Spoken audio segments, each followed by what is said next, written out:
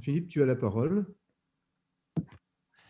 Président, merci beaucoup. Mes chers frères et sœurs, je prends la suite donc de Pierre, simplement pour vous parler de notre Cénacle Génération Biodiversité, où nous étudions les rapports de l'homme à la nature. Alors, cette question nous a paru extrêmement importante.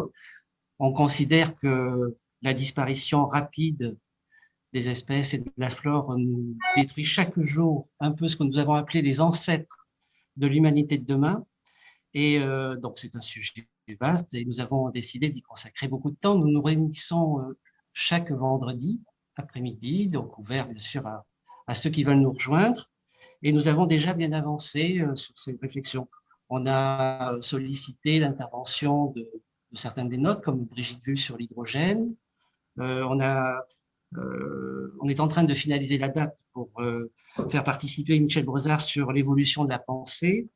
Et puis, nous avons un peu organisé notre programme sur les 3 années qui viennent. Donc, un premier temps sur l'analyse de l'évolution de la pensée relative à la biodiversité, établir un état des lieux, réfléchir notamment à comment a été suivi d'effet l'accord de Paris et les différentes COP qui se sont succédées.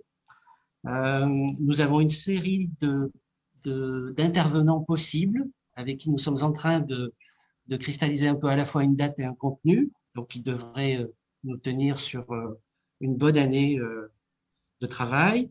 La deuxième année serait consacrée plutôt à l'inventaire des moyens qui sont mis en œuvre pour corriger ce qu'on pressent bien là, sur la disparition de notre biodiversité.